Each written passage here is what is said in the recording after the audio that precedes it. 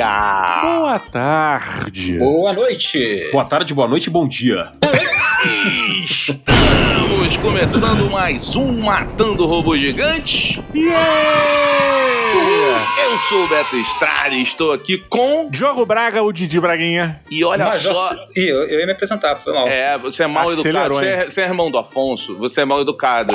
Eu tô acostumado. Tá todo mundo achando que o Afonso saiu do MRG, aí você tá aqui já correndo pra tomar o lugar dele, né? Isso, exatamente. Ele faz cocô de porta aberta na tua casa. Sem Vou trancar a pedir porta. demissão amanhã. E olha só, senhoras e senhores, finalmente um membro inteligente do Flow Games aqui com a gente. Seja bem-vindo, senhor Micali. Muito boa tarde, galera. Bom dia ou boa noite. Pô, Betão, Didi, Diegão, prazer enorme estar aqui com vocês. E eu tô feliz de livrar vocês do Fênix, né, finalmente. Pois é, né, cara? Mas dá saudade. Aquela gritaria da infância, né? Criançada brincando na sala. Sacanagem. É o nosso jovem. O Fênix, senhores, ele é... Quando eu saio pra tomar um chopp com o Fênix, eu percebo que eu sou velho. E isso é muito interessante, porque ele é um jovem meio velho, né? Vamos ser honestos também. Ele é um jovem meio velho. Mas ele é jovem. Eu queria perguntar pra vocês, todos nós aqui já estamos, né? Os que estão no 40 e os que estão mirando ali. Ali na portinha ali do 40. Exatamente. E aí eu queria perguntar pra vocês já estão se sentindo velhos? Vocês já assumem? Porque eu virei esse cara. Eu assumo hoje que eu sou velho. E eu gosto, tá? Eu sento na mesa, faço uma piada de tiozão e falo...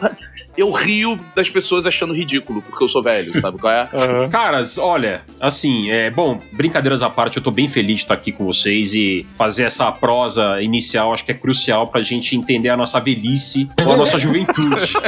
Né? Verdade. Ou a nossa juventude. Olha, eu tô no 3.7, então eu tô mirando aí, como você bem falou, Betão, eu tô na mira aí, mas... Digamos que é uma mistura de sentimentos. Ao mesmo tempo, a gente fica satisfeito com a XP, a experiência que a gente tem, né? É verdade. Conforme as experiências que a gente vivencia. Então a gente vai ficando, digamos, mais conformado, né? Mais esclarecido de algumas coisas. O gosto vai mudando.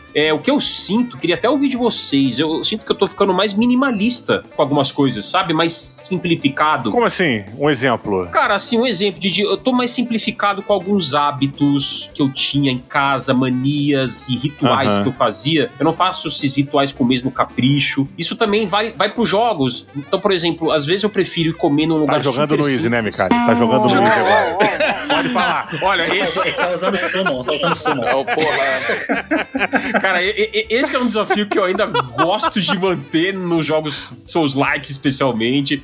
Mas, assim, por exemplo, o jogo indie é algo que hoje eu jogo muito mais do que eu jogava. Pô, que legal. Sabe? Essas experiências mais simples. Mas você não acha que isso é uma característica da nossa idade? Assim, eu também regulo na tua idade. E, pô, indie, cara, e também todo esse tipo de jogo de empresas, assim, não da indústria AAA, né? Cara, tem me atraído muito mais. Eu sei que o Diogo é um grande embaixador aí dos jogos indies, pode falar melhor. Embaixador, pô. Mas eu, quando era mais moleque, era só coisa tradicional, assim, jogo tradicional. Hoje em dia, eu procuro mais. Então, mas esse reflexo...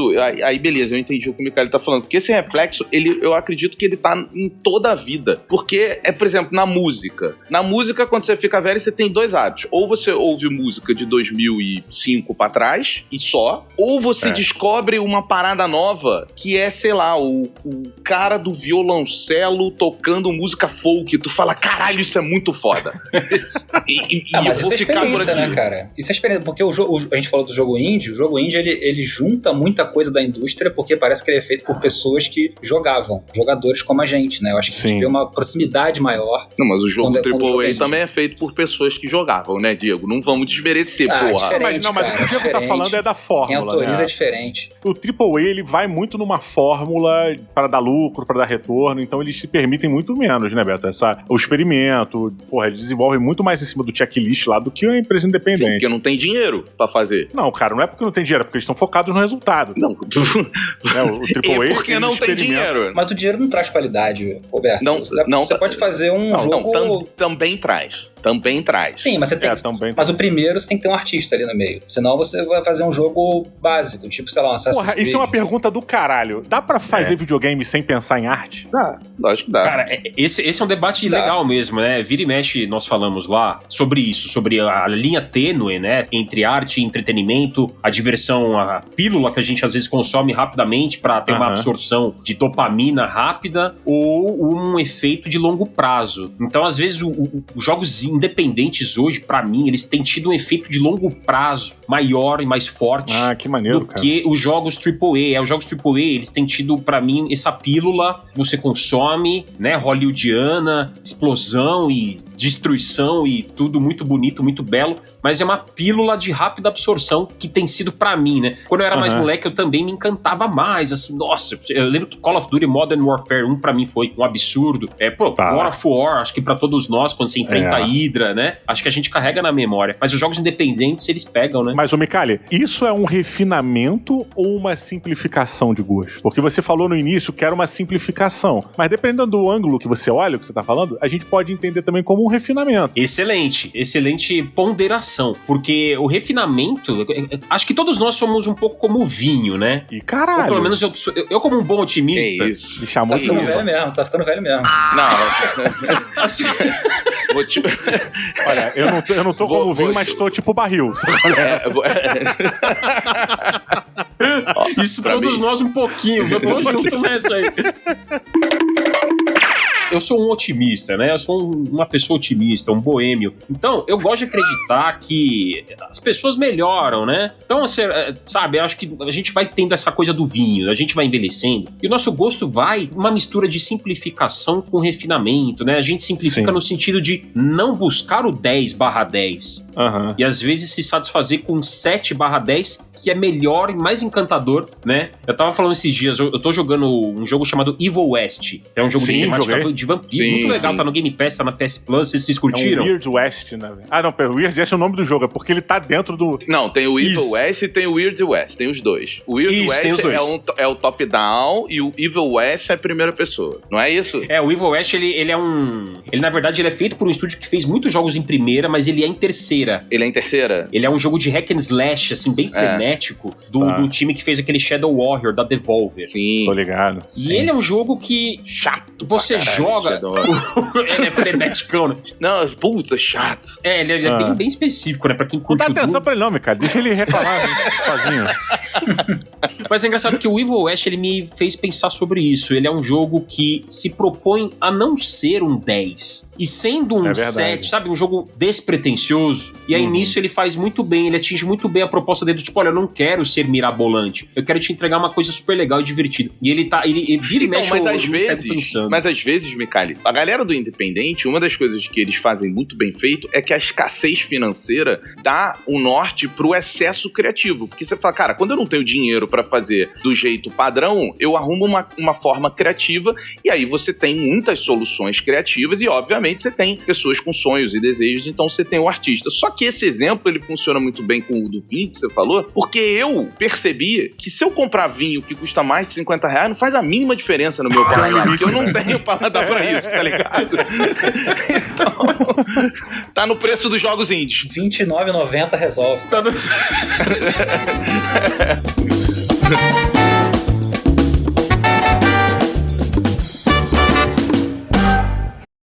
This episode is brought to you by LinkedIn. Healthcare professionals can lead their careers with LinkedIn. Discover jobs by specialty, preferred shifts, and even desired salary. From mental health therapists to radiology technicians, it's now faster and easier for healthcare professionals to find the right fit. Learn more at linkedin.com/healthcare. Side effects may include faster job placement, improved work-life balance, and increased career satisfaction.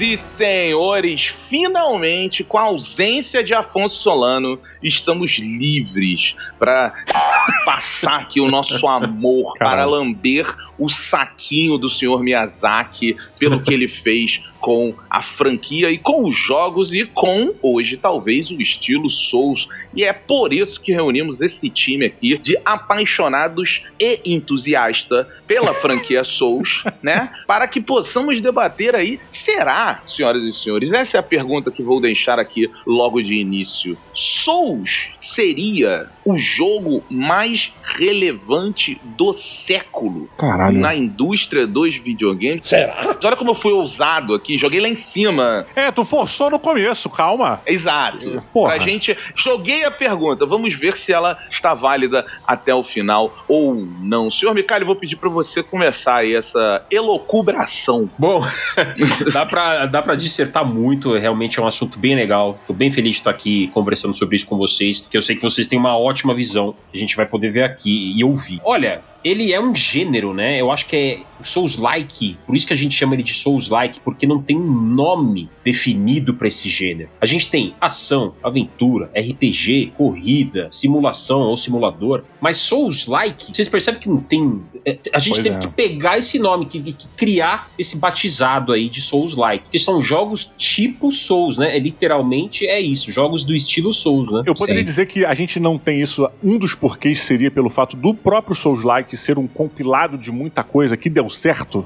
Mas vamos só estipular pra quem tá ouvindo. Existem duas determinações que a gente pode chamar assim, né? Existem os Soulsborne e existem os Souls-like. Só pra quem tá ouvindo entender. Quando a gente fala Soulsborne, é um jogo derivado das mãos do Miyazaki e da From ali. Então, quando a gente fala de Sekiro, a gente fala de Dark Souls, a gente fala de Demon Souls, a gente fala de Elden Ring, a gente tá falando de Soulsborne. Quando a gente fala de Souls-like, são jogos que hoje tem aos montes que se influenciaram por mecânicas, por narrativas e por outras coisas de Soul-like. Só pra deixar essa diferenciação clara em quem tá ouvindo, né? Isso é importante, cara, porque, como o Micali falou, né, a gente tem que separar na arte sempre a forma do conteúdo, né? E o Souls-like, ele não é um conteúdo específico, ele é a forma que você apresenta um jogo. A gente pode pegar exemplo, sei lá, o próprio Miyazaki fala que pra você ser um Souls-like, você precisa ter Dark Fantasy. Hoje em dia não precisa mais disso, né? Porque isso seria o conteúdo. Mas a forma... Hoje você tem aí um jogo, não sei se vocês já viram, que você é um crab. Como é que é o nome disso em português? O Another Crab's Treasure, né? Caranguejo. Muito legal esse jogo. Cara, esse jogo é fantástico e ele é um Souls-like. Fantástico. Porque a forma, se você olha uma foto do jogo, você fala, pô, isso não é Souls. Não tem Dark Fantasy, não tem, sei lá, parry, né? Mas você vai ver a forma que você joga o jogo, ou seja, a atmosfera, o medo real de morrer e perder tudo, perder a experiência, você vai melhorando seu personagem, enfim, bonfires. Então é a forma de se jogar, né, e gerar aquele replay infinito que os Souls-like geralmente geram em você. Você está sempre rejogando o jogo. Cara, muito legal, né? Olha quantas definições, né? Assim, a semântica da coisa, né? A From Software criou novas definições, né, pra gente debater, porque tem o Soulsborne por causa do Bloodborne, né, que tem essa pegada mais gótica. E é uma mistura, né? Acho que o Didi também colocou isso muito bem. É uma mistura. Eu acredito muito que os jogos são todos um pouco uma mistura um do outro, né? Então, tem jogos de ação, mas que tem algum elemento de corrida, ou que tem um elemento de RPG, ou que tem um elemento mais forte de aventura. Pra mim, ação e aventura é quase a mesma coisa, né? A gente geralmente associa a aventura a um aspecto de enigmas ambientais, e ação, por exemplo, um jogo como Doom, como Shadow Warrior, que a gente falou, são jogos que você não tem que resolver enigmas, você só tem que andar e atirar. Então, assim, essas associações são muito próximas. O jogo estilo Souls, ele tem ação, ele tem um pouco de hack and slash, sim. Você pega o Nioh, por exemplo, ele tem hack and slash também. Total. RPG. Então, o Souls, ele tem esses pilares de gêneros que a gente conhece, né? Mas uma coisa que a gente tem que também entender é o seguinte, quando a gente fala de Souls-like, e por que a gente tá chamando muitos jogos de Souls-like, né? São mecânicas que o Miyazaki, não vou dizer que ele inventou, porque na indústria do videogame, como tudo, é uma evolução, mas sim, ele aprimorou no nível máximo, pelo menos até o momento, e juntou como nunca ninguém fez antes, e aí ele criou um estilo. Então a gente tá falando de um jogo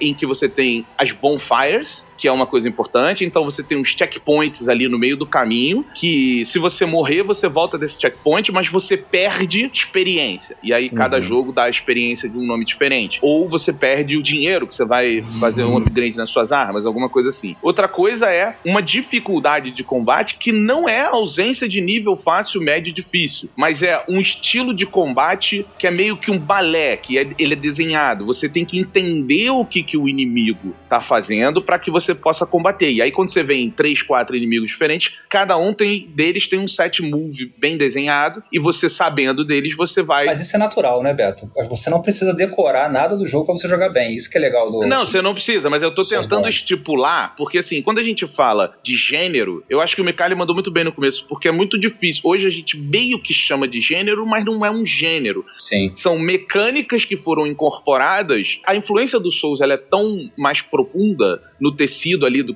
game design, que não é tipo, ele inventou um gênero e agora temos um gênero de ação, temos um gênero de aventura. Até porque os jogos de videogame hoje, a maioria tem vários gêneros. Não, e só pegando o que você tá falando, teoricamente a gente pode ter um jogo de corrida estilo Souls. Sim, dá pra você fazer. Pode existir. Dá pra fazer. Você vai ter que fazer um game design ali e aí você vai fazer, exato, olha isso, pode fazer um jogo de carro Souls-like. Mas eu tava querendo setar quais eram essas mecânicas. Então você tem a bonfire, você tem o combate com o nível de dificuldade e os 7 moves ali. Você tem o environmental storytelling em alguns momentos. Boa. Isso são as características técnicas que você tá dizendo, né? Tem as não técnicas também, né? Do game design do Souls. Sim. Né? Tem alguma outra aqui que a gente pode dizer que também o nível de dificuldade tem que estar nesse checklist aí? O Miyazaki fala que o Souls tem que ter sense of accomplishment, né? Então você tem que se sentir realizado perfeito. Após um feito. E você, sei lá, passa de uma fase do Mario, beleza, se sente realizado. Agora, quando tu mata... Calma lá que Mario, dependendo do... né? Mario é difícil. Também tem sua dose ali, né? Eu tava conversando com o Beto, cara, eu acho que o Mario, os jogos japoneses antigos, tem muito de Souls-like, cara. Coisa que o próprio Miyazaki foi aprendendo, né? Até culminar no Shadow of the Colossus, e aí ele pegar a grande influência dele e fazer o primeiro o Demon Souls. É impressionante, assim, é bem isso mesmo, né? Peraí, você tá me dizendo que, rapidinho, que o Shadow of the Colossus é a principal, a primeira influência pro Demon Souls? Cara, não a principal, mas tem um documentário que diz que ele fala justamente sobre o criador do Shadow of the Colossus e que ele gosta dessa atmosfera de que o jogo não te conta nada, você sabe muito menos do que o jogo, não tem nada na tela, você basicamente não sabe pra onde ir, mas você vai porque tem um indício, e o Souls tem muito isso. O Shadow of the Colossus carrega muita coisa antiga, né, eu gosto muito desse lance japonês de você saber menos que os protagonistas, entendeu? Aliás, o protagonista sabe menos do que os participantes da trama. E isso é maneiro, porque você vai descobrindo, como o Roberto falou, a partir dos itens, a partir do que você vê escrito. O environmental storytelling, né? Que é uma coisa que eu adoro. Mas assim, Diogo, eu acho que o grau de dificuldade, ele pode ser um elemento Souls-like, porque, cara, você vai ter jogo que vai ter bonfire, mas não vai ter mais nada disso. O Stellar Blade é um exemplo disso. O Stellar Blade é um jogo que ele tem bonfire, ele tem uma mecânica de combate que começa com Souls e termina com Devil May Cry. Então, você pode dizer que ele é um Souls-like, mas é só isso que ele carrega de Souls. Mas o Bonfire, por exemplo, é tão marcante, é uma mecânica de Souls tão marcante, que eu até eu acho chato, assim, às vezes, que tem jogos hoje que querem botar Souls, parece que o game designer, ele não entende que o meu jogo, ele precisa conversar com essa mecânica. Não é só porque eu acho legal e eu quero botar. E aí é onde eu questiono pra vocês. Boa. A influência do Souls, ela tem um lado ruim também, né? Claro. Não, e é até interessante, tá muito rica essa conversa, vocês falaram muitas coisas a título de curiosidade, né? O Miyazaki, né? Cara, Mikali, você é muito gentil. Você é muito preparado. Ele tá Caraca, velho. Maluco. Isso é sinal da idade, porra. E ele é mais novo do que da roda. Ô, louco, eu me senti jovem demais agora. Só um aninho só. Caraca, é muito bom. A pessoa é tipo, super gentil, educada. Cara, eu me sinto... Parece que o mundo tem jeito. Sabe qual é?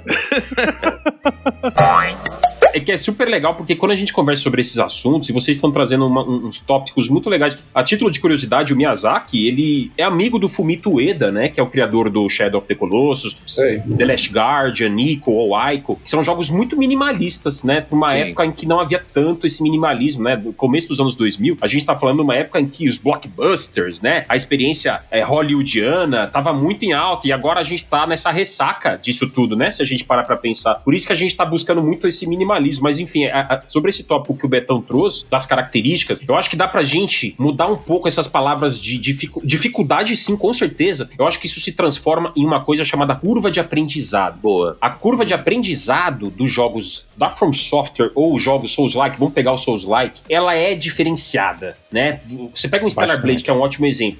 Tem alguns elementos, tem um Bonfire, tem alguns chefes que são bem difíceis, né? Você tem que decorar ali o moveset ou estudar, telegrafar, né, a movimentação dos inimigos ou de alguns chefes. O Combat Lock hoje também já dá pra dizer que é um Souls-like, né? Pô, o Combat Lock é muito forte no Souls-like, né? E curioso que o Combat Lock veio lá do Zelda 3D, o Ocarina of Time foi o grande precursor do Combat Lock, né? O Ocarina of Time, que é o Z-Targeting, era chamado na época, né?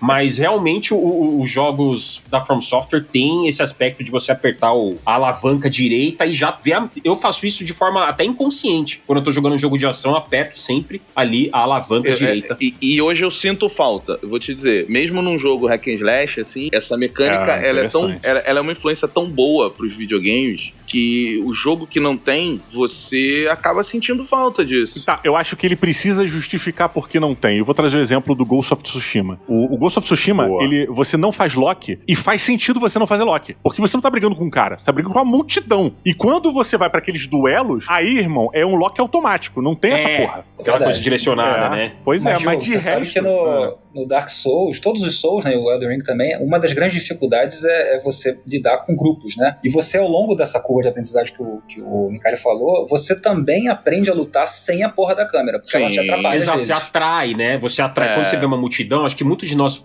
fazemos isso, né? Eu jogo uma pedra, alguma coisa, pra atrair um cara. Ah, sim, mato esse um cara. Tipo o WoW, que você vai tirando o grupo, né? A patrulha tá fazendo tira um, depois tira outro. Caralho, eu nunca fiz isso, eu ia pra porrada com geral. No gênero Soulsborne, você matar um dragão às vezes é mais fácil do que matar 2 cachorros numa moto, cara. É mesmo. É mesmo. Porque 2 cachorros, meu irmão. Fica um atrás, um na frente. Ainda mais moto, cara. Você falou o terror do brasileiro aí, cara. Eu digo. É isso aí.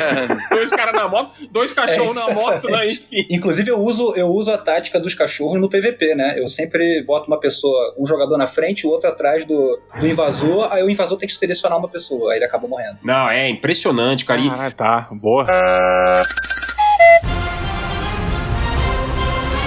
Poxa, vocês falaram da mira travada. E, por exemplo, um exemplo recente de um jogo que saiu, foi super aclamado desse ano, é o Dragon's Dogma 2, da Capcom. Sim. O Dragon's Dogma 2 eu gostei dele, mas eu senti falta da mira travada. Você não tem uma trava no inimigo, vocês repararam isso? O jogo já é ruim. Sem a mira travada, ele é pior ainda. Assim, é inacreditável. Roberto, o convidado que está aqui pela primeira vez gostou da parada. Seja gentil. Bom nível de gentileza do Bruno, do Micali, pelo amor de Deus.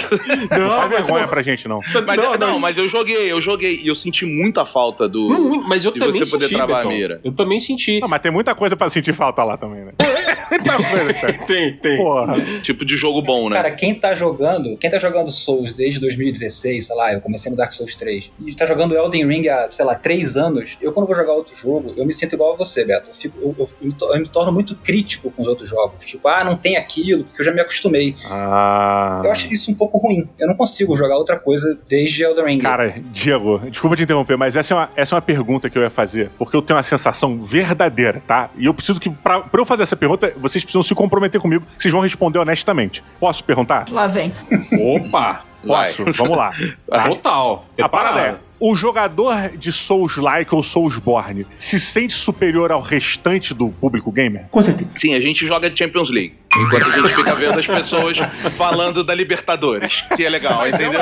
Mas todo jogador que já zerou, quem zerou Elden Ring ou Dark Souls, qualquer um, se sente melhor do que os outros. É verdade. Tem uma máxima que diz que a comunidade do Souls é tóxica, né? Não só do Souls, mas eu acho que tem um pouco a ver com isso sim, cara. A pessoa sofre tanto, ela volta da guerra toda machucada e fala, não, vocês não passaram o que eu passei. Só que é mais ou menos isso. Mas assim, Diogo, eu vejo um pouco diferente, porque eu vejo assim, geralmente o Souls ele tem dois lados muito bem definidos. Ele tem o lado das pessoas que jogaram, realmente se dedicaram, e 100% dessas pessoas são apaixonadas pelo Souls. Aí você tem três lados. Aí você tem o lado das pessoas que não jogaram porque tem um receio, um medo de entrar naquilo ali, porque vai ser trabalhoso, vai ser cansativo, e aí as pessoas, elas têm essa rejeição. E você tem as pessoas que rejeitam sem ter jogado, até falam que jogaram, eu joguei um pouco, mas jogar 2, 3 horas de Souls, desculpa, não é jogar Souls. Não é. Você não entendeu nada do que tá acontecendo. Então... Só queria dizer que você, mesmo não citando o nome, a gente tinha combinado que não pode falar mal do Afonso quando ele não tá presente. Tá. Já que ele não pode se defender, né? Nem era, mas pluga ele aqui. Cara, é porque assim, o Souls, sempre que eu converso com pessoas que jogaram Souls, assim, até o final e tal, é difícil o jogo. A gente vê hoje um jogo com tanta excelência no que ele se propõe a fazer, como um Souls. Se a gente falar de um Red Dead Redemption 2, a gente tá falando do mesmo nível de excelência na proposta do jogo que você tá vendo num Souls. Só que o Souls, a excelência dele, ela é mecânica num nível que eu acho que a indústria do videogame, só Mario chega perto, pra mim, assim. Porra. De verdade, assim. E quando a gente fala de storytelling, não dá nem pra comparar, e eu aqui não tô dizendo não dá pra comparar que é melhor, eu tô dizendo que não dá pra comparar porque nunca ninguém contou uma história nos videogames como o Souls conta. Parte do gameplay é você juntar a comunidade, é você trocar uma ideia sobre o que aquilo queria dizer, é você ir no... O jogo quebra, né, as paredes. Ele vai além do jogo. Você tem que sair dele, conversar. É você ir no Vatvidia, sabe? Então, assim... E isso é game design, gente. Isso não é à toa. Isso é game design. Você pode não gostar desse game design, mas é pensado para isso. Eu vou trazer um pouquinho de um jogo que tá agora meio caidinho e tal, que é o Helldivers 2, que ele bebe um pouco dessa fonte. Tá de sacanagem que tu vai comparar Helldivers 2 com qualquer Souls. Tu tá de sacanagem com a minha cara. Tu tá de sacanagem com a minha cara, mano. A única coisa que é similar é o online, né? O online, ele chupou do Souls. Não tô certamente vai ter um plot twist aí no ponto dele, vamos ver, hein? Não vai. A história do... São 16 anos, não vai. Não vai. Não sei se é um plot twist também, então obrigado, Micael, pela gentileza de confiar, de acreditar. Não, mas o que eu acho interessante é o seguinte, o Helldivers, pra muita gente, é só um jogo de guerra, onde você tem uma mecânica de RPG, e não RPG de videogame, mas um RPG de mesa. Tem um mestre do jogo contando uma história ou fazendo a história avançar. Muita dessa história vem através dos programas de TV, né, que são transmitidos pela galáxia toda e tal, não sei o quê, mas grande parte dessa história você encontra nos planetas durante as missões. Quando, por exemplo, você começa a suspeitar que certas missões que você faz, você tá destruindo bases rebeldes em certos planetas, que estavam se opondo ao Império, não, mas à democracia limitada, tem um nome, gerenciada. Administrada.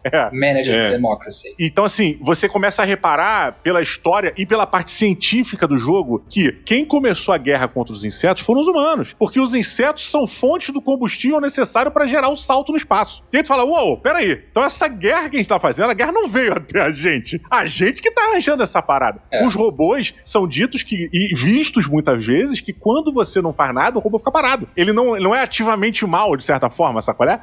Muitos reagem, não é sempre, mas isso tem diversos vídeos da galera vendo os robôs parados e chega na frente deles, tu não atira, o robô não atira. Aí tu, caralho, porra... Isso é uma coisa que o Helldivers realmente quebrou as paredes, né? Porque, como o Beto falou, eu joguei bastante Helldivers desse tempo aí antes de sair a DLC do Elden Ring, e realmente já tem uma comunidade muito ativa, e você, de fato, conversa com as pessoas no Reddit, tem teorias, tem tudo. Isso é uma coisa que o Souls trouxe, não só o Souls, a gente falou também do Shadow of the Colossus, que tem esse tipo de storytelling, só que realmente o Souls, ele faz de uma forma que você chega no final do jogo e você fala, cara, não é possível que esse cara pensou nessa porra. Cara, mas eu tô dizendo isso como o Helldivers tendo puxado do Souls. Influência, sim. É uma influência pra mim, e isso dentro do episódio, Beto. Então, focado, tá? Só pra saber. Eu acho que a indústria tá percebendo isso, né, cara? E o Helldivers, jogo, ele faz isso bem, porque ele tenta não copiar, e aí ele simplifica, mas fazendo isso. Eu vou trazer o exemplo que a gente tem falado aqui, porque eu zerei recentemente, que é o Flintlock. Que ele já tenta fechou? fazer isso. Já.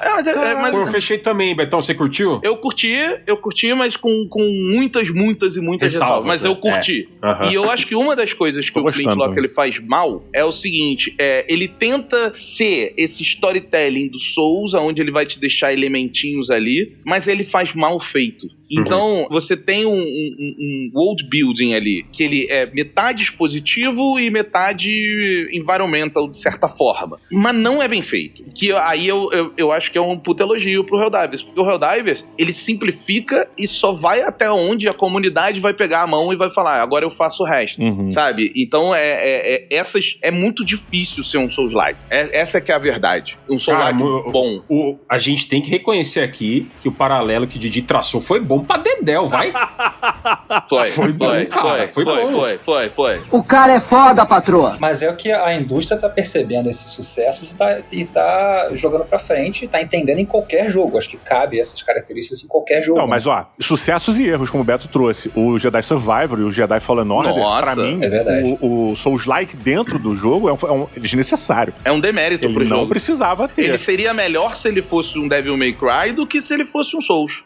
É interessante isso, porque para que vocês vejam, né, o Souls-like, ele transcende tanto as barreiras de gêneros e estilos e rótulos que a gente usa, ele transcende tanto que qualquer jogo muito difícil, ou que tem um aspecto difícil em algum momento, a gente já coloca ele como um Souls-like. Então, por exemplo, esse é o Souls do 2D, esse é o Mario Souls, a gente faz muito isso, esse é o Souls da corrida, porque às vezes a corrida é só muito difícil, mas é um jogo de corrida como a gente sempre jogou há décadas, só que por ser muito difícil, a gente automaticamente ou inconscientemente classifica como os Souls das corridas. Então a gente dá essas alcunhas, essas denominações, mostram o tamanho desse estilo de jogo, né? Mostram que quando a gente fala em curva de aprendizado, quando a gente fala em environmental storytelling, que é muito legal que o Helldivers 2 tem mesmo, quando a gente fala em telegrafar o que os chefões fazem, se a gente pegar a história do que veio antes, a gente tem muitos jogos difíceis que tem algumas características assim. Devil May Cry é difícil pra Dedéu. Ninja Gaiden.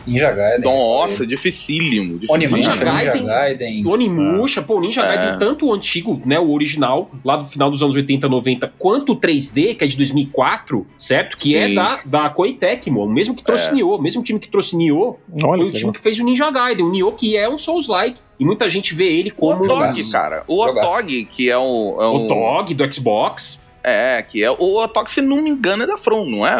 É da From. O Otog, Tenchu Z e aquele jogo, até falei sobre esse jogo recentemente, chamado Ninja Blade. São jogos da From Software, exclusivos do Xbox, uma parceria que na época a Microsoft fez lá com a From Software, até hoje são exclusivos, e são jogos que tem uma pegada mais pro hack and slash, mas que tem, já você vê ali a raizinha, né, da From Software, porque já são jogos muito difíceis. Maneiro. E o Ninja Gaiden poderia ser perfeitamente um jogo da From Software. Ele é da Koei Tecmo, né, da Team Ninja, mas ele lá em 2004... ele causou esse alvoroço, eu lembro bem, o 3D, né? E a Team Ninja, eles fizeram o Souls dele agora com o Rise of the Ronin. Tivemos o Rise of the Ronin também. Que é o Souls da Team Ninja, claramente. Não, já tinha feito o Nioh, né? Nioh 1 e 2. Tinha o Nioh, é verdade. O Nioh é super Souls. O Rise of the Ronin é mundo aberto, né? Ele bota o mundo aberto nisso, né? O Rise of the Ronin. Aí não basta copiar no Nioh, vou copiar o Elden Ring com o Overworld também, né? Não ficou bom, né, cara? Não ficou bom, porque esse jogo não fez muito barulho. Não fez. Mas o Rise of the Ronin, ele é inspirado ou ele é um Souls-like propriamente dito? Tem ele umas das almas, você tem que pegar. O Nioh já era, né, cara? O Nioh ele tem a Bonfire. Souls-like. O Rise of the Ronin, eu joguei ele também. Me diverti, assim, jogo bem cansativo, mas muito divertido. Mas ele tem as Bonfires, o combate, eles trazem... É bem um combate de Souls, onde você não vai em hack and slash, que nem Devil May Cry, indo pra cima fazendo combo. Se tem também. Mas é muito mais sobre você entender as instâncias, aí ele traz a mecânica de instância que eles colocaram no Nioh, que não é uma coisa Souls, o Nioh. Não foi no Ghost of Tsushima primeiro que teve essa porra? Não, foi Nioh 1. Nioh é antes de Ghost of Tsushima. O Nioh, ele tinha as três, né? Tipo, alto, médio e baixo, né? Na postura. Tá. E o alto é como se fosse uma postura mais pesada, médio é o meio termo ali, e baixo são golpes rápidos, mas você fica um pouco mais vulnerável, né? Então tem toda essa questão de balanceamento. E você tem que mudar conforme no meio do combate, tipo o Tsushima mesmo, isso é bem maneiro. O Tsushima, eu acho o Tsushima até mais simplificado, se a gente for falar da mecânica da assistência, porque o Tsushima, você olha que aquele inimigo é pra assistência, aquele inimigo é pra assistência. Quando você fala do Nioh e do Rise of the Ronin, aquele ataque daquele inimigo, ele vai ser defendido na assistência melhor. Aquela arma daquele inimigo, eu vou desarmar ele se eu fizer uma stance e depois eu mudo o combo porque ele mudou a necessidade. Então, assim, você tem mais complexidade ali. É mais amplo, né? E engraçado você falar disso,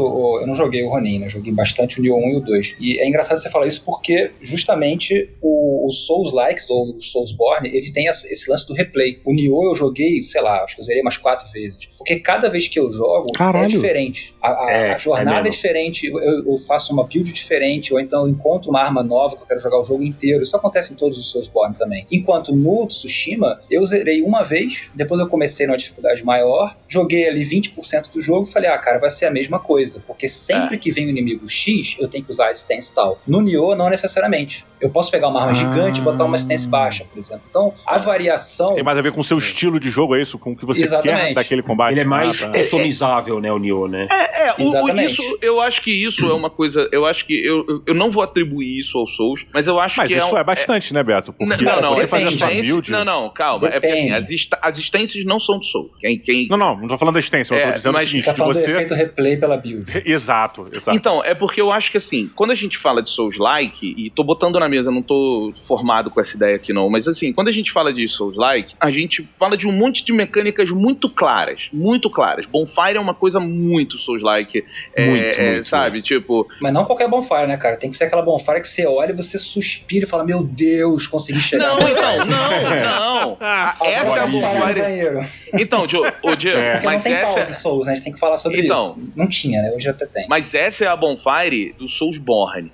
Quando a indústria se dilui com a mecânica do Souls-like, você vê, por exemplo, Ori and the Blind Forest tem aquilo é uma bonfire. A forma de você escolher o save ali, ou você usar o poder e tal, aquilo é uma bonfire. Você pode transportar também, né? Igual plástico, Hollow Knight, essas paradas. Sim. Mas uma coisa que eu acho que é um legado do Souls, mas que a gente não costuma falar de Souls-like, eu tô perguntando pra vocês se dá pra atribuir ou não, é o aprofundamento do gameplay de cada jogador. É assim, o Mecalip, você entendeu? Eu tava falando com o Diego aqui, a gente tava conversando, eu sou Bloodborne, na veia. Melhor Souls pra mim. Eu também.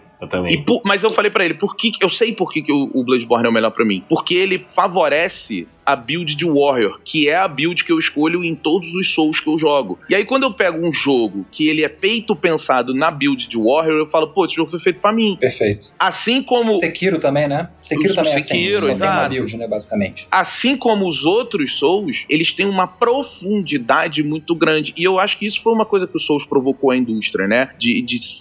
O simples demais incomoda.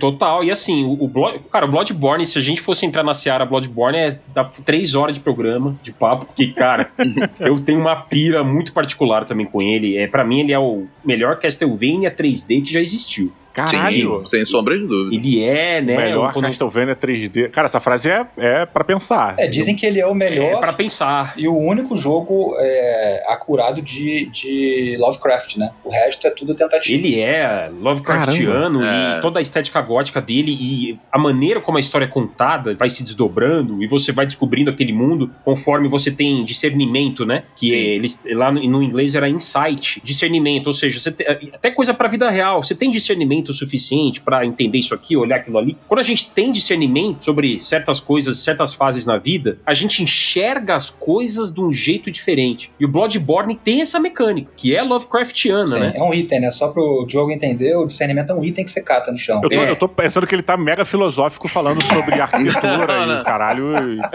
Falei, cara, que foda. O pior é que o Bloodborne, ele convida pra isso. Eu nunca entendi porra nenhuma, acho que eu não cheguei nessa idade.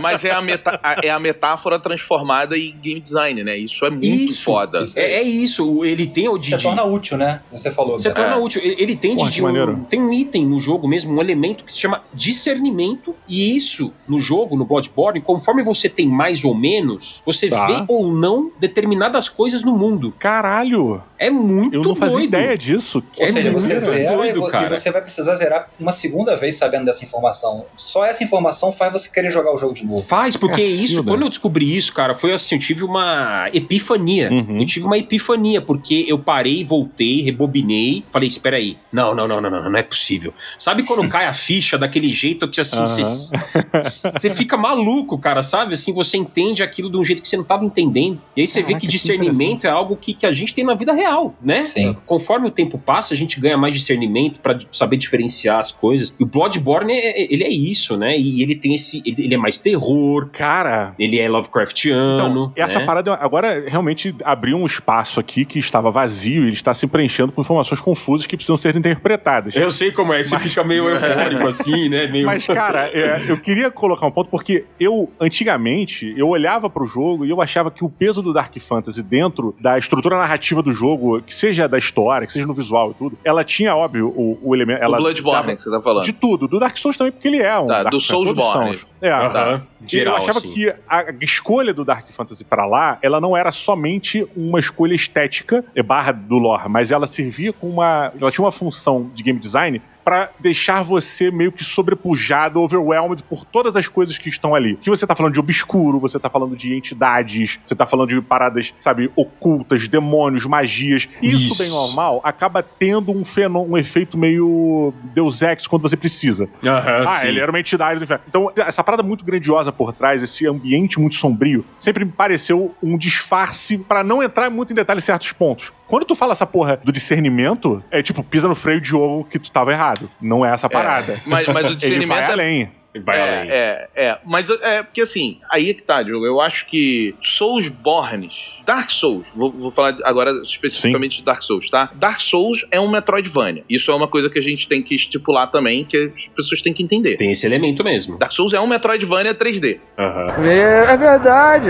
O design do jogo, Diogo, eu acho que uma das coisas que ninguém fez ainda pra mim, nem perto da excelência que o Soulsborne fez, é o design do jogo, o game design, o level design, aliado ao environmental storytelling. Porque, olha, tá aqui o Micali e o Diego pra não me deixarem mentir. É impressionante como nada nesses jogos é à toa. É muito impressionante, Diogo. Não tem... Eles não dão ponto sem nó, né, cara? E você falou esse lance das Bonfire fazerem sentido, né? Mas se você pega o próprio Elden Ring, que é um jogo muito mais completo, e o Diogo que jogou muito Dungeons & Dragons antigamente vai gostar disso também. Pra mim, o Miyazaki é muito fã de Dungeons & Dragons também. Assim, você pega desde as plantinhas que você encontra numa região do Elden Ring, elas não vão ser a mesma planta que você vai encontrar em outra região. Né? Um pilar de uma ruína... Pô, tá legal. O pilar de uma ruína, ele tem que respeitar os desenhos daquela antiga organização que existia ali, que você, sei lá, matou um item, caiu o short do bicho, você leu sobre a descrição do bicho e você entendeu a história daquele lugar. Não que vai importar agora, mas talvez lá no final você vai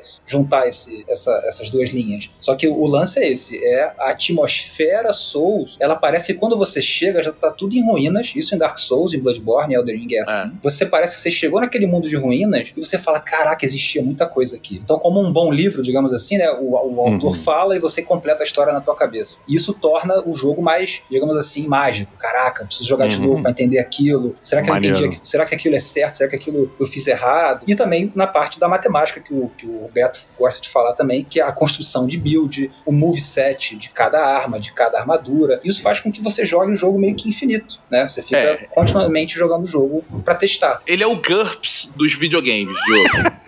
Olha, caralho, ele é o GURPS, porque assim, você começa a descer e nessa parte de RPG, ele é sacanagem. Eu me sinto jogando um AD&D, cara, nos anos 2000, 90, só que tudo já pronto, sabe? Não precisa fazer nada, só apertar o botão e ser bom. Passa, bom.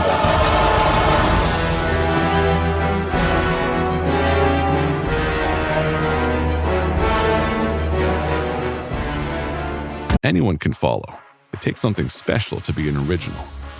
Which is why the 2025 Lincoln Navigator SUV arrives with new ways of surrounding you in luxury, including the ultra-wide 48-inch panoramic display and the multi-sensory Lincoln Rejuvenate experience. A true original never stops evolving.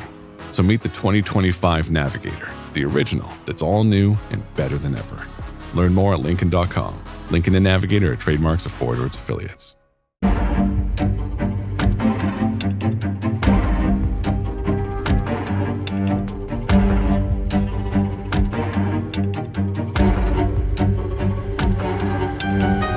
E é incrível, porque assim, além de respeitar o level design, além de respeitar um desenho que seja aceitável do ponto de vista da arquitetura e das ruínas, né?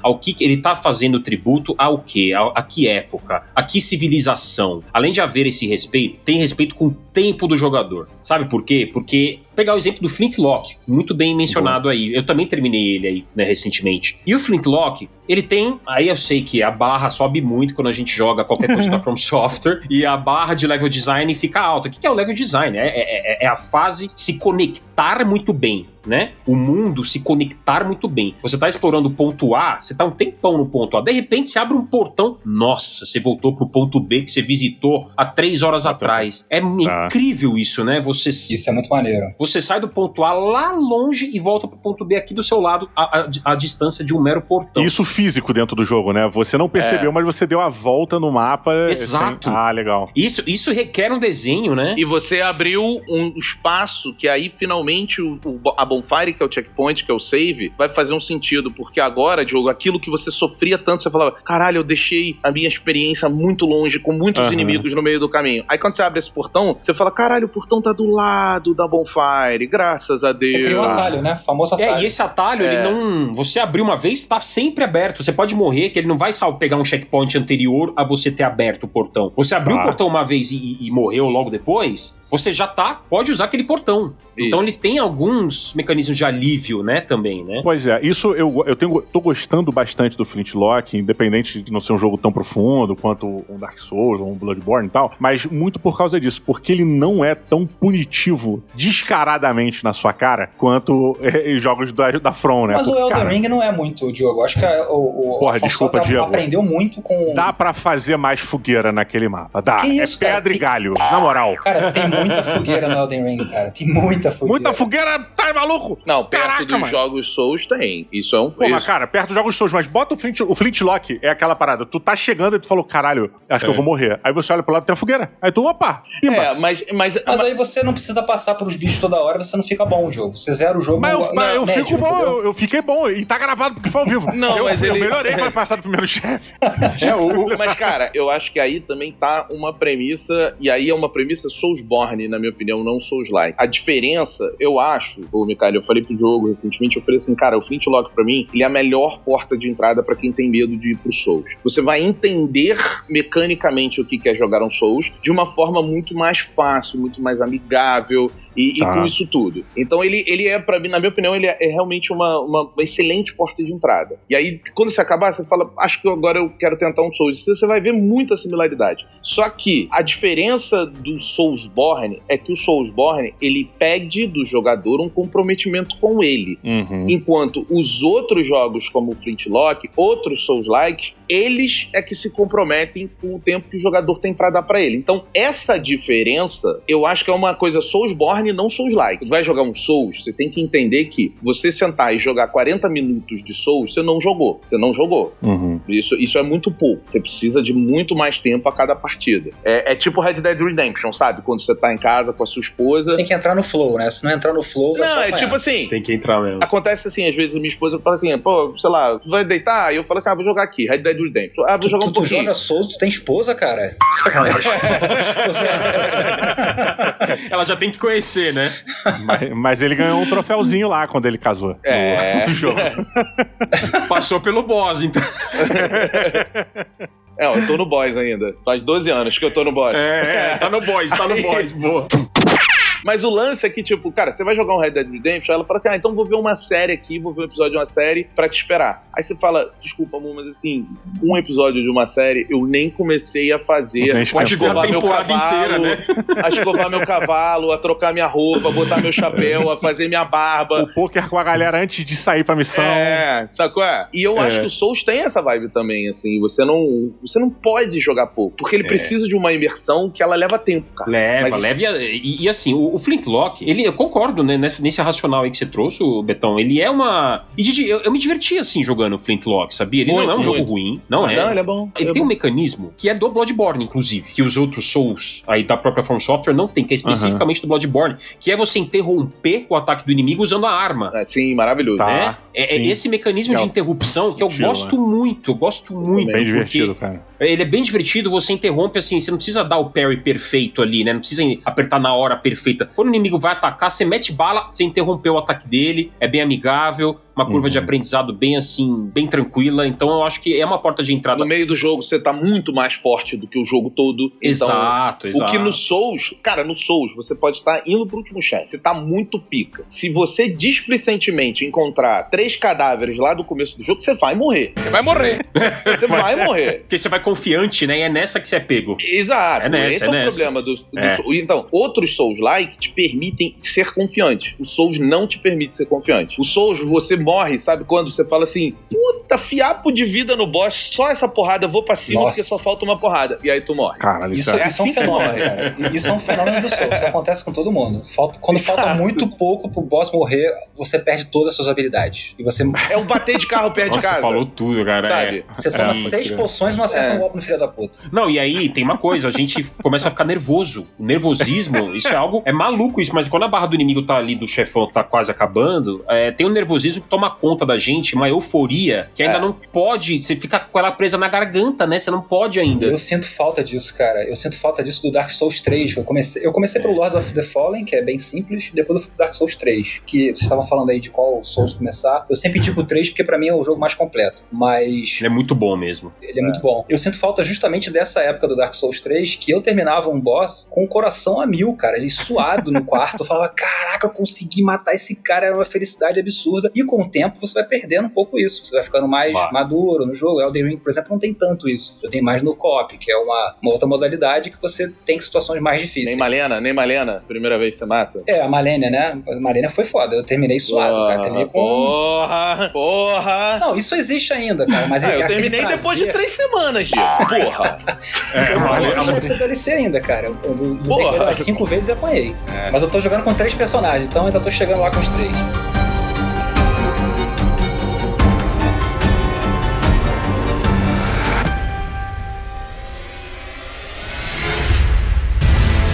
Mas, ó, eu queria levantar uma pergunta aqui, porque a gente daqui a pouco se encaminha pro final. Como é que vocês veem hoje o tamanho da influência do Souls na indústria do videogame? Como é que vocês enxergam isso e se é positivo ou negativo, na opinião de vocês? Porque na minha tá negativo, tá? Tá demais. A galera tá perdendo a mão. Tudo hoje tem que ter alguma coisa Souls e perde um pouco da tentativa de ser original ou da tentativa de beber em outras fontes que são possíveis. Então, eu enxergo como negativo. E aí eu queria ouvir de vocês. Mas você não acha que foi positivo o Zelda, por exemplo? O Zelda pegou muita coisa do Souls. Então, mas óbvio que você tem o exemplo positivo, mas o Zelda, ele não tenta copiar o Souls, ele tentou se influenciar. Os dois se beberam, né? O Elden Ring tem muito do Zelda, o Zelda tem muito do Elden Ring. Do Breath of the Wild. Exato. Acho que eles dois aprenderam. O Souls bebe no Zelda, que bebe no Souls, que o Elden Ring bebe no Breath of the Wild. Sim. Então, assim, mas isso é você se influenciar, mas querer fazer algo novo. Você falar, olha, isso é bom, eu vou colocar e eu vou pra frente. Eu tô perguntando se vocês não acham. Eu quero ouvir do Diogo, que não é um jogador de Souls, se ele não tem pego muito jogo hoje e ele olha e fala assim, cara, que saco. Eu tenho que lidar com Souls o tempo todo.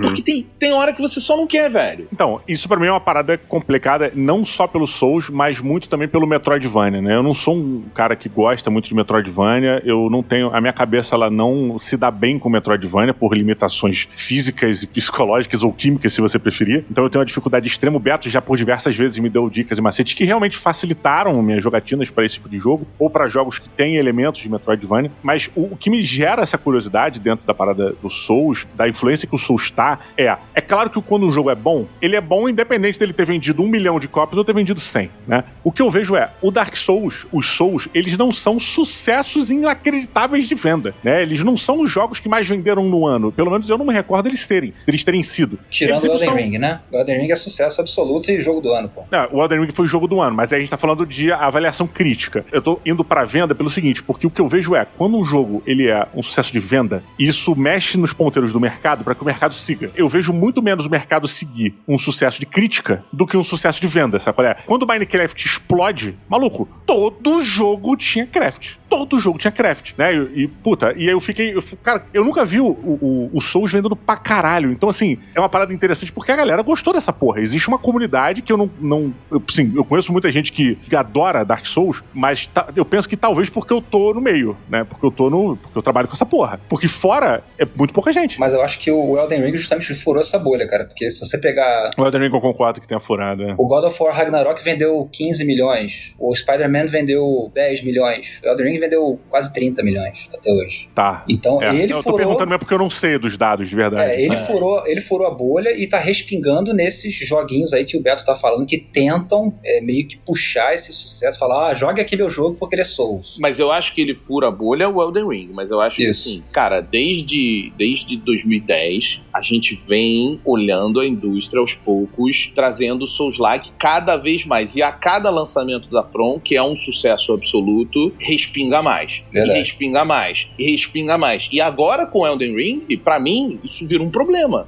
O Elden Ring, ele explode, ele aumenta isso aí, ele potencializa esse fenômeno. Né? Olha, essa é uma pergunta muito profunda. Se você me fizesse, Betão, há 5 anos atrás, 6 anos, eu acho que eu diria que, não, manda mais aí Souls-like, manda mais, porque eu tô com muita sede. Mas eu acho que eu tive a minha sede, a minha fome saciada, porque quando eu vejo isso sendo impregnado em tudo que é lugar, impregnado é uma palavra um pouco pejorativa, mas quando a gente vê esse elemento sendo incorporado à toa, a gente vê que o estúdio, ele poderia ter ido por um caminho original e criativo, sem talvez usar essa fórmula, né? A gente entende que essa fórmula, ela é jovem, né? Esse é o lance. Demon's Souls, ela é de 2009. Então, a gente tá aí na praça há 16 anos com essa fórmula, o Souls-like. Então, eu acho que ainda a gente vai ver tanto, mas tanto jogo. E a gente que jogou muito, a gente já tá meio saturado. Mas a galera que ainda vai chegar, e o Elden Ring, acho que ele fez esse favor de trazer, né, de quebrar aí, de sair da bolha, né, chegando a alguém como o Didi, chegando a alguém como outras pessoas que ainda não tiveram contato. E realmente ele é um recordista de venda para o gênero. Ele só perde pra Call of Duty, que Call of Duty não tem como, todo ano ele é o mais vendido. O Call of Duty daquele ano é sempre o jogo mais vendido. Só no ano passado que o Hogwarts Legacy quebrou esse estigma, né? E foi o jogo de 2023 mais vendido. Mas o Elden Ring, ele vendeu muita coisa. Foram quase 30 milhões, realmente, como o Diegão trouxe. E eu acho que a gente vai ver muito isso. Se a gente tem um Star Wars Jedi Survivor, que vocês falaram também há um tempo atrás, sem o elemento Souls, e o elemento Souls ele tem. O elemento Souls-like é quando você morre, a sua XP fica caída ali, você tem que ir lá pegar, né? Tem as bonfires, tem as bonfires, exatamente. Tem esse elemento. Eu acho que alguns jogos, quando usam exaustivamente essa fórmula, eles se tornam cansativos, porque é um déjà vu, né? Poxa, eu já vi isso, eu já vi isso, eu já vi isso. Eu concordo plenamente com você, entendeu? Não, e mal usado, né, Mecali? Eu creio que no Star Wars é mal usado. Ele não conversa com lore, ele não conversa com quase nada. Faz o jogo ficar pior. Sim. Total. E porque o que o Diogo falou é muito importante, porque a mecânica de Bonfire no Soulsborne, ela conversa com o lore diretamente. E isso faz toda a diferença pra existência. Não te tira do flow, né, cara? Você tá sempre acreditando naquilo tudo, né? Na arte que tá te mostrando. Isso é bem importante. Total. E assim, eu acho que, realmente, pra hoje, essa pergunta sendo feita agora em 2024, me deu, sim, uma saturada de leve. Eu, assim, ainda me empolgo quando vai sair um jogo. Por exemplo, temos agora um jogo brasileiro Souls-like chegando, que é o Deathbound, né? Quero muito testar, tá com uma demo aí disponível já agora no Play 5 e no PC, e ele vai ser lançado aí pra todas as plataformas, vai chegar pro Xbox também, se chama Deathbound, jogo brasileiro, que tem esse elemento do Souls-like. Ele estava na Gamescom, teve ali um barulho super legal, tomara que o jogo vá bem, mas eu digo, né, então eu me empolgo, é um Souls-like, deixa eu ir lá jogar, deixa eu ir lá testar, mas não é o mesmo impacto que eu tinha há alguns anos atrás, né, eu já vou com aquela barra existente aqui no meu inconsciente de tudo que a gente jogou. A nossa memória é que nem um HD de computador, né, galera, tudo que a gente joga, ele vai armazenando ali, e não tem como a gente deletar isso, não tem como a gente deletar, no computador tem, no nosso cérebro não tem, né, por isso que a gente até fala, eu queria desver Breaking Bad pra ver de novo. Porra, adoraria. Não tem como, infelizmente não tem como desver Elden Ring, desver Bloodborne, desver Dark Souls, não tem como. Mas tem como ter saudade. Mas tem como ter saudade. E isso com certeza. E a gente não tá sendo permitido ter saudade, sabe? Tipo... Boa. E eu acho que é um problema da indústria, é um problema de criatividade, cara. É um problema de... O que o Miyazaki fez é o que a indústria deveria tentar fazer mais. Porque você imagina, quando saiu Demon's Souls, é de 2009, né? Se não me engano. De 2009, isso mesmo, 2009. Quando saiu Demon's Souls, gente, vamos ser muito honestos. Você pegar o Demon's Souls... Eu peguei o Demon's Souls em 2009, tá? Porque nessa época eu morava com um amigo meu, Cardoso, que fez parte aqui do MRG, e ele sempre adorou esse tipo de jogo, e ele pegou no lançamento esse jogo. E eu joguei em 2009. Ele foi tão esquisito, era tudo tão esquisito, mas assim, num nível que eu larguei. Eu falei assim, cara, eu nem entendo o que eu tô jogando. Eu não entendi a proposta do que tava acontecendo ali na minha frente. E é muito ousado isso. É muito ousado o que o Miyazaki fez, foi trazer uma proposta que é completamente contra toda a intuição que os videogames nos criaram até aquele momento, mas ele acreditou, bancou e com isso ele fez um gênero. Isso é uma parada louvável que a gente tem que admirar. Isso é o que o Kojima faz quando ele faz o jogo do carteiro lá, que ele fala assim, cara... O carteiro é bom. Ele faz pra ele, né? Ele faz pra ele e dá certo. Isso que é importante. Mas isso é a definição do artista bom, né? O cara que faz o negócio pra ele se divertir, pra ele conseguir chegar no nirvana que ele quer, ele faz uma arte que transcende o que ele gosta e as pessoas começam a gostar daquilo. Então eu acho que o verdadeiro artista é esse, o cara que faz o negócio pra ele, porque ele não pode falar pelos outros, e naturalmente ele atrai multidão. Acho que esse é o grande feito do Miyazaki e outros também gênios aí da indústria. Legal que vocês trouxeram o Death Stranding, que você falou aí, Betão, porque veja, o Death Stranding é um ótimo exemplo de um produto, como muito bem o Diegão descreveu agora, arte, porque ele não agrada a todo mundo. O Death Stranding é aquele jogo que você joga e fala, caramba, esse jogo não é pra todo mundo. E o Kojima nem quer necessariamente que seja. Claro que o artista quer que as pessoas olhem a sua arte, vejam, conheçam, mas ele sabe que aquela arte tão específica que é o Death Stranding, que o jogo é um jogo muito específico. É um jogo que a gente mais viu de título dele por aí não é um jogo pra todos, e de fato não é, né? Mas eu acho que é necessário sim que a gente tenha jogos assim, que arrisquem, né? Que quebrem parede, quebrem paradigmas, que ofereçam que se arrisquem mais, né? E a gente vê um Kojima fora da coleira com o Death Stranding, né? Porque na Konami ele tinha coleiras ali, ele era controlado, certo? Ele era um funcionário de uma corporação. Agora, ele é a corporação, a Kojima Productions é ele. Ele foi lá e fundou o estúdio dele e falou, eu vou fazer meu jogo sem nenhum acionista apitando, ninguém que vai apitar onde que eu devo fazer X ou Y, eu vou fazer o que eu quero. E aí saiu essa doideira aí, pra bem ou pra mal, que é o Death Stranding. A gente precisa de mais coisas assim, né, cara? É porque, assim, existem muitos Souls. E é óbvio que eu imagino que quem tá ouvindo deve estar pensando assim, mas pô, Beto, Mortal Shell é bom pra caramba. Sei lá, o Nioh é bom pra caramba. O próprio Remnant, que a galera gosta muito. Esse eu nunca joguei, mas a galera gosta muito. São competentes, né? O Lies of P é bom pra caramba. Também, né? O Lies of P fez muito sucesso. O Star Wars eu não gosto, mas, pô, tem muita gente que gostou, mas então não vou dizer que é um jogo ruim. Mas o que eu tô falando é assim, a gente lembra do que funcionou. Agora, a quantidade de coisas que não funcionaram... Muito grande. É muito maior, e a gente a gente lembra dos grandes fracassos, que foram que tiveram dinheiro. Que é o The Surge, que não bateu, que é o Steel Rising, que não bateu. Então, assim, o próprio Lords of the Fallen, o novo, né? Porque o primeiro até fez um barulhinho ali pequeno, mas o novo não bateu. E várias e várias e várias outras entradas não bateram. E cria um equívoco, né, do que é Souls para as pessoas que não conhecem. Isso eu acho que é uma parte ruim. Por exemplo, o Diogo, talvez alguém fala assim, Diogo, começa a ir jogar Dark Souls e fala, cara, não aguento mais disso, tudo é Souls agora. Mas a grande verdade é que nada é Souls. O que é Soulsborne mesmo, você vai conseguir só na From Software. Mas o Souls-like, de fato... Aí eu quero perguntar agora pra gente finalizar. Didi Braguinha, você acha que Souls-like é ou não é a maior influência do século nos videogames? Que isso? Não, tá maluco. Nem fodendo!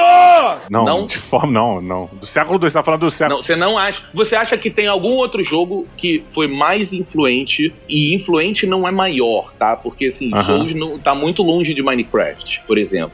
E eu citei uma outra grande influência. Mas se você parar pra pensar que influência, o tamanho da influência é determinado pela quantidade de pessoas que são influenciadas por aquilo, não tem como você comparar Minecraft com Souls. Mas eu tô falando assim, não tem como comparar Souls com Minecraft, é óbvio. Acho que quase nenhum jogo, Souls é o Lego outra categoria, né, de jogadores, do mundo moderno, sabe? Tipo, porque pra mim, se eu for botar na mesa quem que influenciou a indústria dos games e o caralho, eu porei o Minecraft, cara, do século. Não, mas eu tô falando assim, influenciar no desenvolvimento, no game design, porque o Minecraft criou os youtubers de game, cara, sabe? Tipo, o Minecraft é uma influência de um outro nível. Mas assim, tô falando de influenciar o game design, influenciar o que você senta pra jogar. Além do Minecraft, o que é que influenciou os games? É isso que você tá perguntando? Arte e design, né? Pode porque ser. não tem como... Pra mim, Beto, de verdade, não tem como você não falar do jogo que influenciou o mundo atualmente é o Minecraft, cara. O Minecraft, ele é um gênero por si só, cara. Assim como o Souls o jogo é tipo Minecraft. O jogo, porra, tudo gerou ali. Mas olha que louco, né? Você não existe o termo Mine-like, Craft-like. E eu não tô comparando, tá, Diogo? Eu acho que o Minecraft é maior. Mas olha o peso do Souls. Ele é tão peso que ele virou um gênero. O Minecraft não é um gênero. Cara,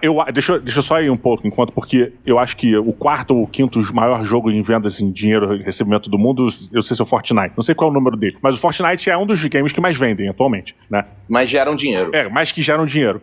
O Fortnite, ele tentou chegar perto do Minecraft agora com o Lego Fortnite. Sim. Pra tentar surfar a onda do Minecraft que está dropando há muito tempo. Eu tô contigo. Eu acho que o Minecraft é maior. E eu já tô tirando isso da discussão. Mas eu tô falando assim, olha o peso do Souls. Porque assim, acho que todos concordam. Na última década, de fato, ninguém influenciou mais a indústria do que Souls, né? É isso que eu ia falar. Se a gente separar por década, o começo dos anos 2000, a gente tem o FPS, né? Counter-Strike e afins. Sim. Influenciou bastante. Aí vem depois o Call of Duty, que revolucionou e trouxe hoje aí o Fortnite, que... Não, mas eu acho que o Counter-Strike, é um resquício da influência do Doom e do Wolfenstein. Sim, com certeza. Muda o jogo. Não, calma. A gente tem o esporte na parada também, fazendo com que o mundo dos games se revolucione pra dentro desse lado. É por isso que a gente tem que separar em categoria, né? E aí você tem os MOBA. O esporte dentro da indústria dos games, ele é pequeno. Ele é um valor pequeno. Se você pegar no ano passado, o esporte gerou aí uma média de 3 bilhões de dólares. Não, mas em pessoa, não em dinheiro. A gente tá falando de uma indústria de 200 bilhões de dólares. Não, tô falando em pessoas. Quando a gente fala influência, na minha cabeça... Você tem uma porcentagem pequena. Eu acho que influência a gente mede por quantas pessoas isso jogam ou isso toca. Muito mais do que quanto isso gera. Mas se você falar pessoa, cara, a gente vai ter que falar de jogos de celular, que são os que mais fazem sucesso em número.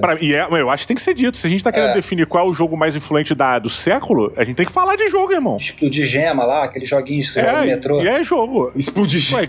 Tem muitos parâmetros, né? Tem muitos parâmetros, total. Pô, o GTA, se a gente entrar na seara número de vendas, que consequentemente é um número de pessoas atingidas, o GTA V, ao lado de Minecraft, tá ali entre os maiores, né? GTA... Até hoje, né? Até hoje. GTA... Eu acho que o GTA V, ele é além. Ele não influenciou só a indústria. Ele é a influência, assim como o Fortnite... Cultura pop, né? Ele é uma influência cultural. Ele é um fenômeno cultural. O Souls não é um fenômeno cultural. Ele é uma influência dentro da indústria. Quando a gente fala de Fortnite, GTA, o próprio Minecraft, eles são fenômenos culturais. Eles estão além dessa parada. Concordo. Eles estão acima dessa discussão de... Exato. Entendi. Entendi. Eu peguei o ponto da pergunta do Betão, que é no sentido de... Eu acho que sim, o Souls-like, ou a fórmula, né, que a From Software trouxe, estabeleceu e popularizou, do ponto de vista de desenvolvimento, de tecnicalidade mesmo, né? Tirando um pouco o parâmetro vendas e um pouco o parâmetro número de pessoas atingidas, e sim a concepção do jogo. Eu acho que muito do que a gente tá vendo hoje, a primeira coisa que Stellar Blade, a gente falou do Stellar Blade, em algum ponto a gente fala, Souls-like. É ou não é? Não sei, mas em algum ponto o Souls-like passa na cabeça. A gente tá jogando, passa na cabeça. É Souls-like ou não é? Só o fato da gente se ponderar se é ou não é Souls-like já diz muito sobre o que é Souls-like. Porque assim, né? Eu não acho que é, Diogo, porque eu vou te dar um exemplo. Eu tô falando do século. Cara, em 2001 sai GTA 3. Eu acho que GTA 3 tem uma influência pra indústria maior do que o Souls-like. Então assim, eu só fiz a pergunta, eu não tô fazendo uma afirmação. Mas quando eu começo a pensar, eu começo a falar assim, cara, mas dá pra gente colocar o Souls ao lado desse panteão aqui. Eu ainda acho que, por exemplo, GTA 3 é uma influência muito maior, tá? Mas ele tá nesse panteão aqui de, top 10, se não top 5 jogos que mais influenciaram a indústria no século. E isso é muito grande, cara. Total. Não, muitos jogos que saem hoje, vocês podem ver. O fato da gente meramente pensar se ele é ou não é um Souls-like, ou Tears of the Kingdom, Zelda Breath of the Wild, a gente se perguntou, né? Nossa, mas ele tem alguma coisa Souls-like? Pô, não sei, vou ainda testar. Então, vocês entenderam? O fato da gente considerar o Souls-like em qualquer discussão que a gente tem é muito interessante, né? É um novo padrão, né? Um novo padrão que foi criado. É um novo padrão, um novo pilar de discussão sobre videogame, sobre ação, aventura. Ele é um termo, cara. Ele virou um termo, Virou um termo, virou. Vai ter que ser dicionarizado em algum momento. Souls-like vai ter que cara. Canônico. Vai ter que ser, vai ter que canonizar esse colégio. O cara chega na faculdade na quarta-feira, professora, senhoras e senhores, hoje teremos uma prova Dark Souls, tá? Uma prova Souls-like. Uma prova Souls-like. Perdeu a prova Souls-like é muito bom, cara. Faz todas as notas anteriores, se você duas vezes. Exato. cara. Toda vez que a gente fala de algo muito difícil, toda vez que a gente vê qualquer coisa difícil, a gente lembra de Souls. Pô, esse é o Souls do Metroidvania. Esse é o Souls do plataforma 2D. Esse é o Souls do joguinho de esquilo que pula. Você entendeu? Só da gente colocar o termo em tudo que a gente fala, diz muito sobre a influência, né, do Souls-like. Então, nesse sentido, é muito forte mesmo, né? Sim. Se a gente separar, respondendo a pergunta do Beto, se a gente separar action RPG, eu diria que sim. Do século, de 2001 pra cá, não teve nada melhor, que melhorou a indústria nos action RPG. Pra quem cresceu jogando RPG de mesa, e depois Baldur's Gate 1 e 2, ou Dark Souls, ou qualquer gênero Souls aí do Soulsborne, é um prato cheio até hoje. E o legal é a gente ver que ela vai evoluindo até hoje, não parou no tempo, né? O GTA, na minha opinião, parou no tempo um pouco. Vamos ver aí o próximo como vai ser. Sim. Enquanto o Elden Ring, não. Ele evoluiu. Vocês falaram do Demon Souls aí. Eu joguei Demon Souls esse ano. Porra, você salta do Demon Souls pro Elden Ring, meu irmão, é um salto. É uma diferença absurda, cara. Parece o mesmo jogo, mas é uma diferença absurda de jogabilidade. Então, action RPG, inclusive plataforma, tá? Plataforma RPG, plataforma, Metroidvania, eu não consigo jogar o jogo que não seja nos parâmetros do Souls-like. Eu meio que tenho preconceito. Os melhores Metroidvanias, eu vou ousar dizer que atualmente os 3 melhores Metroidvanias, e cada um escolhe a sua ordem, a gente tá falando de Ori, Hollow Knight e Blasphemous. Sim. São 3 Souls. Cave Story. São 3 Souls, cara. É isso. São 3 Souls, cara. Eles têm elementos... Pô, isso é o creme de la creme essa seleção aí, hein? Pra encerrar esse programa, eu só queria dizer que o Sonic já deixava o seu equipamento quando você morria no lugar. Já deixava ali quando tomava uma porrada, ele deixava todas as tuas coisinhas no lugar. As moedinhas. Muito doido, as moedinhas. Você vai pegar as moedinhas ou se lasque, né? Muito bom.